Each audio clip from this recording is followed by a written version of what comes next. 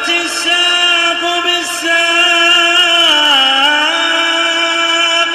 إلى ربك يومئذ المساق. الحمد لله رب العالمين والعاقبة للمتقين ولا عدوان إلا على الظالمين. أشهد أن لا إله إلا الله وحده لا شريك له وأشهد أن محمدا عبده ورسوله صلى الله عليه وعلى آله وأصحابه ومن تبعهم بإحسان إلى يوم الدين. Amma ba'd. Kita masuk pada pembahasan berikutnya. Qala Syekh An-Najmi rahimahullahu ta'ala, "Tsumma a'lamu anna alladhina dhallu fil qadari yanqasimu ila qismain." Kemudian ketahuilah bahwasanya mereka-mereka yang tersesat dalam permasalahan takdir terbagi menjadi dua golongan.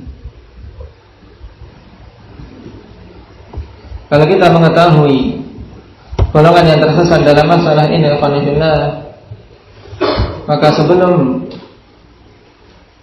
kita melajarinya, perkara yang harusnya muncul dalam diri kita adalah syukur. Bersyukur pada Allah Subhanahu wa ta'ala tatkala Allah berikan hidayah kepada kita untuk mengetahui sunnah, sehingga selamat dari penyimpangan manusia dalam permasalahan takdir.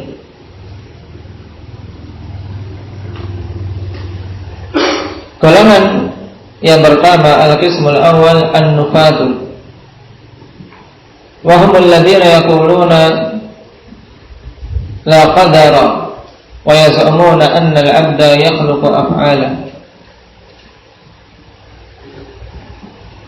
Yang pertama adalah an-nufat, yaitu yang meniadakan takdir. Jadi mereka berkeyakinan bahwasanya tidak ada takdir, sebagaimana yang dibawa oleh Ma'bad al-Juhani, annal amra unuf. Nah, bahwasanya perkaranya apa? Unufun, ya terjadi dengan sendirinya, tidak ada takdir dari Allah Subhanahu wa ta'ala, tidak ada ketetapan dari Allah, tidak pula penciptaan dari Allah Subhanahu wa ta'ala. Dan wa yaz'umuna anna al-'abda yakhluqu af'alah, dan mereka menyangka bahwasanya hamba ini dialah yang menciptakan perbuatan-perbuatannya sendiri. Nah, pada orang yang tersesat pada jenis inilah yang kemudian dikenal dengan al-qadariyah. Walaupun pada asalnya akhwanifillah, al-qadariyah adalah istilah untuk semua golongan yang tersesat dalam permasalahan takdir, baik mereka menetapkan maupun tidak menetapkan. Karena apa? Yang menetapkan takdir dan salah padanya sebagaimana Jabriyah, ini juga masuk dalam qadariyah, sehingga terkadang para ulama mengatakan qadariyatun nufah dan qadariyah Jabriyah. Nah, qadariyatun nufah ini yang golongan pertama, yang mereka berkeyakinan tidak adanya takdir dan menyangka bahwasanya hamba-hamba itu yang menciptakan perbuatan-perbuatannya sendiri. Al-qismu tsani al-muthbituna lil qadar, golongan yang menetapkan takdir tapi al-mubalighuna fi itsbati, mereka berlebih-lebihan dalam menetapkan takdir tersebut. Alladzina yaz'umuna anna al-'abda majburun 'ala af'ali, yaitu orang-orang yang menyangka bahwasanya hamba itu terpaksa pada perbuatan-perbuatannya. Nah, jenis inilah yang dinamakan dengan al-jabriyah. Kenapa? Karena mereka menganggap bahwasanya manusia itu majbur, terpaksa, keadaannya seperti kapas yang diterbangkan angin. Kapas yang diterbangkan angin tidak ada pilihan, angin bertiup ke arah timur ya ke timur, ke arah barat ya ke barat. Nah, dan kedua golongan ini wakilal amrayni bid'atun wa tatarruf.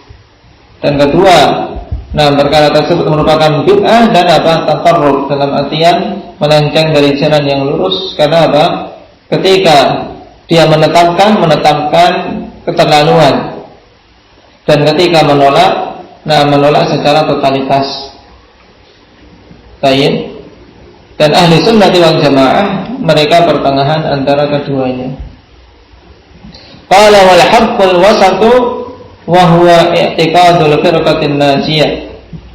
Dan yang hak, yang pertengahan adalah keyakinan al-firqatun najiyah, golongan yang selamat, alladzina yaqulun, yaitu orang-orang yang mengatakan nu'minu bil qadari wa nu'minu bi anna lil 'abdi kasban wa ikhtiyaran. Mereka mengatakan kami beriman tentang takdir, beriman terhadap takdir, bahwasanya Allah Subhanahu wa taala telah menetapkan semuanya. Sebelum diciptakannya langit dan bumi sejarah 50.000 tahun. Baik. Dan juga beriman bahwasanya hamba itu memiliki kasban wa ikhtiyaran. Al-kasb, yang dimaksud dengan al-kasbu ikhwanillah,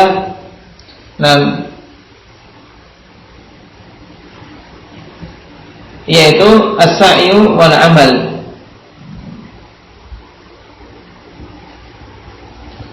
Yaitu beriman bahwasanya hamba ini memiliki usaha, memiliki amalan, waktiaran, dan juga memiliki pilihan yang Allah Subhanahu wa taala berikan kepada mereka. Jadi mereka beramal, mereka juga bisa memilih.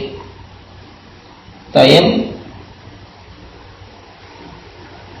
sini kita ketahui orang-orang Qadariyah An-Nufah mereka tidak beriman terhadap takdir secara keseluruhan. Dan menetapkan bahwasanya hamba memiliki amalan secara sempurna. Bahwasanya hamba-hamba itu sendiri yang menciptakan amalan-amalan mereka. Oleh karena itulah Rasulullah SAW tegaskan bahwasanya al-Qadariyah majusu hadhil ummah. Qadariyah itu adalah majusinya umat ini. Kenapa? Karena sebagaimana orang-orang majusi menetapkan adanya pencipta selain Allah, demikian pula Qadariyah. Bahkan mereka lebih parah karena masing-masing hamba itu adalah pencipta amalan-amalan mereka sendiri. Padahal Allah Subhanahu wa taala katakan wallahu khalaqakum wa ma ta'malun. Allah Subhanahu wa taala yang menciptakan kalian dan menciptakan apa-apa yang kalian lakukan. Adapun Jabriyah mereka beriman terhadap takdir, tapi terlalu berlebihan sehingga sehingga mencabut dari hamba itu kasban wa ikhtiyaran. Jadi mereka hamba itu tidak punya pilihan dan tidak punya tidak punya al-amal. Baik. Dan perlu diketahui bahwasanya istilah al-kasbu dalam pembahasan takdir kedua-duanya dipakai oleh Qadariyah maupun Jabriyah. Jadi Qadariyah punya makna sendiri terhadap al-kasbu, Jabriyah punya sendiri terhadap al-kasbu, dan Ahlu Sunnah juga punya istilah tersendiri atau makna tersendiri.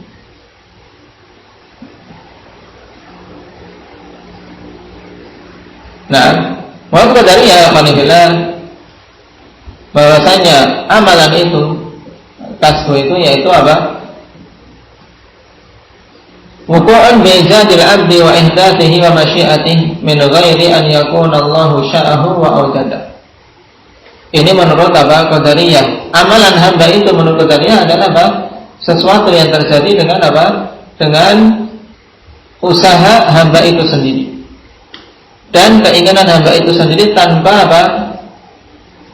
adanya keinginan Allah Subhanahu wa taala. Jadi tidak ada di situ hubungan antara keinginan hamba dengan keinginan Allah Subhanahu wa taala. Sehingga hamba itu betul-betul memiliki masyiah yang mutlak. Ini keyakinan Qadariyah terhadap al-kasb, yaitu amalan hamba. Sedangkan Jabriyah Nah, mereka menetapkan al-kasbu tapi pada hakikatnya tidak ada bentuknya, yaitu sesuatu yang sifatnya maknawi yang tidak ada hakikatnya. Karena mereka memang pada hakikatnya apa? Tidak menetapkan bagi hamba itu amalan. Jadi hamba itu ya ibaratnya seperti angin kan, seperti kapas yang diterbangkan angin.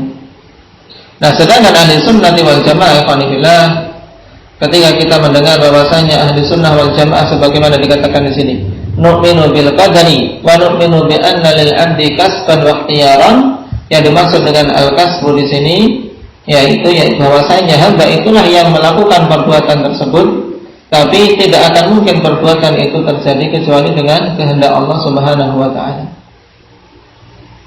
Hamba yang melakukan, tapi apa? Tidak akan mungkin terjadi perbuatan tadi kecuali dengan kehendak dari Allah Subhanahu wa taala.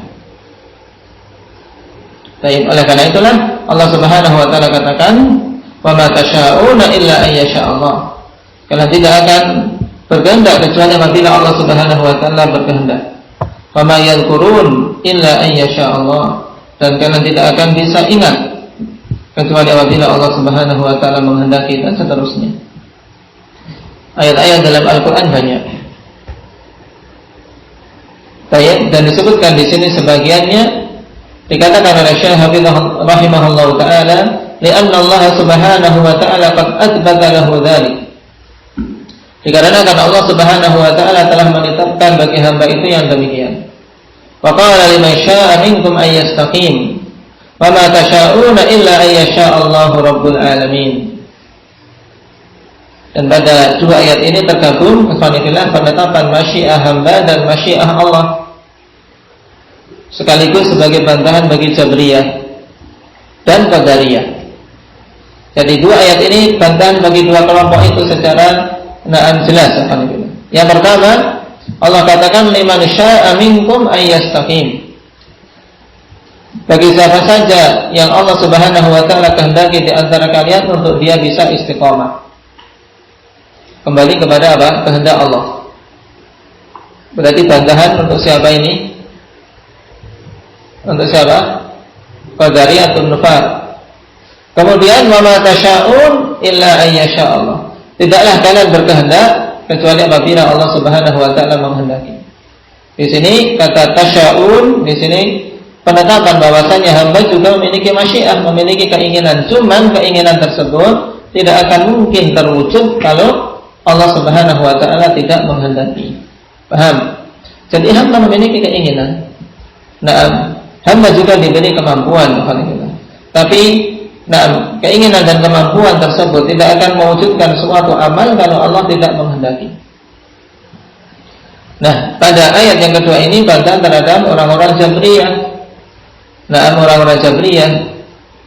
Kenapa? Karena Allah katakan wa ma tasyaun. Di sini penetapan masyiah untuk hamba-hamba. Sedangkan Jabriyah meniadakan masyiah secara totalitas. Qala walakin hadzal ikhtiyar la yakhruju an qadarillah subhanahu wa ta'ala. Akan tapi pilihan ini tidaklah keluar dari takdir Allah Subhanahu wa ta'ala. Sehingga sebenarnya mudah dalam permasalahan takdir kalau seseorang mendapatkan taufik. Yaitu dia meyakini kalau semuanya telah ditulis oleh Allah Subhanahu wa taala takdirnya. Dan tidak akan ada yang terjadi di jagat raya ini kecuali telah Allah Subhanahu wa taala tetapkan. Yang celaka maupun yang bahagia, yang selamat maupun yang terlaknat, dan seterusnya.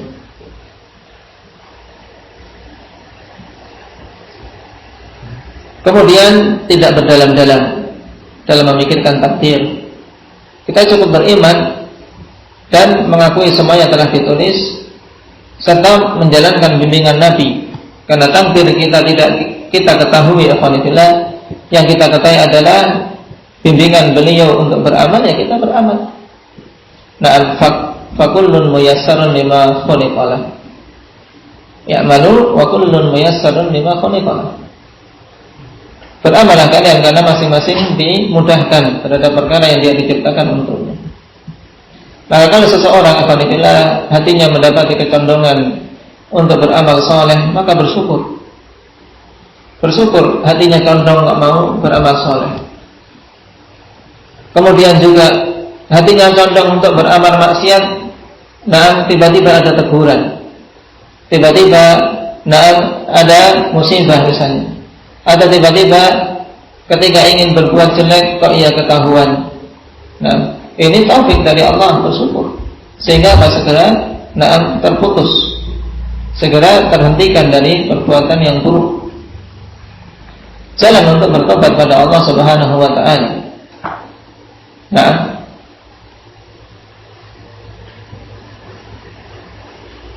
wa kullun muyassarun lima khuliqa. Jangan sampai seorang muslim malah berbahagia tatkala dia berada di atas kemaksiatan yang tidak diketahui oleh orang lain sehingga terus-menerus di dalamnya. Nah, ini mengkhawatirkan. Kenapa? Karena yang demikian biasanya jauh dari taubat. Jauh dari taubat. Tapi kalau seseorang bisa bertobat kepada Allah, memperbaiki diri, kemudian beramal saleh, maka harapan besar kalau dia ini diinginkan kebaikan oleh Allah Subhanahu wa taala sehingga dimudahkan baginya jalan-jalan kebaikan. Famimma yadullu ala dzalika aidan qaulullah jalla wa ala wa nafsin wa ma sawwaha fa alhamaha fujuraha wa taqwaha. Dalam surat Asy-Syams. Baik. Wasy-syamsi wa duhaha wal qamari idza talaha wan nahari idza jallaha wal laili idza yaghshaha was samaa'i wa ma banaha wal ardi wa ma tahaha. Kemudian wa nafsin wa ma sawwaha. Dan demi jiwa. Baik. Serta apa yang telah Allah Subhanahu wa taala ciptakan secara sempurna, atau penciptaan jiwa tersebut secara sempurna, tidak ada cacat, penciptaan yang luar biasa. Fa'alhamaha fujuraha wa taqwaha. Kemudian Allah ilhamkan, Allah berikan hidayah untuk apa jiwa itu beramal fujur, beramal kejelekan, atau beramal ketakwaan. Di sini jelas bahwasanya kefajiran dan ketakwaan itu sudah ditetapkan. Cuman karena hamba itu tidak mengetahui akhir dari kehidupan dia, yang dia ketahui adalah bimbingan Rasul. Ya, dia hendaknya menempuh bimbingan Rasul. Jangan kemudian berdalil atas suatu kemaksiatan dengan takdir. Ini kan sudah takdir. Tidak demikian. Wa ma asbaha dzalik, dan yang semisal dengan itu dari ayat-ayat dalam Al-Quran maupun dan hadis-hadis dari Rasul sallallahu alaihi wasallam. Idza 'alimna hadza falna'lam anna al-firqataini al-mutatarrifataini dhallatan wa huma al-qadariyyatul nufah wal qadariyatul jabriyah. Apabila telah kita ketahui hal ini, maka kita mengetahui bahwasanya dua firqah yang mutatarrifatain, yaitu yang saling berkebalikan tersebut, dan kedua-duanya sesat, yaitu qadariyatun nufah yang meniadakan takdir, dan qadariyah jabriyah yang menetapkan takdir tapi keterlaluan sehingga meniadakan dari hamba itu ikhtiar dan usaha. Baik. Jadi menurut mereka hamba tidak memiliki pilihan, dan kedua-duanya sesat. Adapun ahli sunnah pertengahan antara keduanya karena mengambil semua dalil yang ada. Baik. Dan qadariyatun nufah, mereka pun bertingkat-tingkat.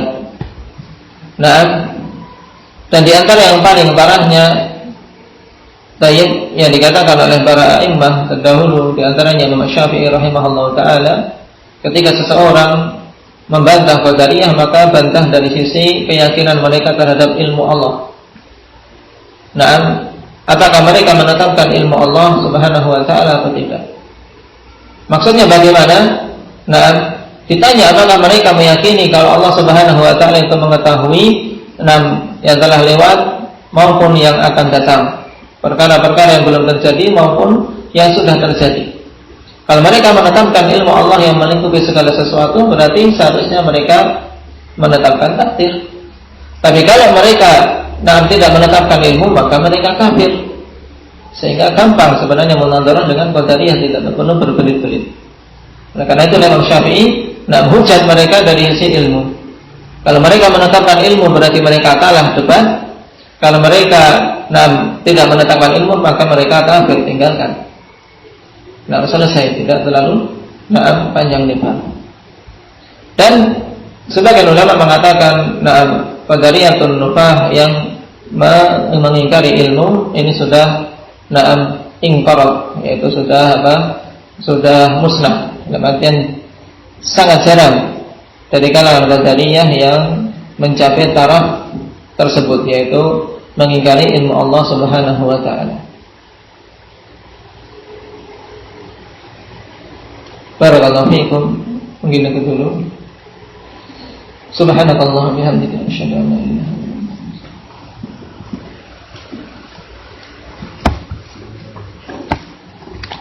Sampai setengah 5 di murajaah.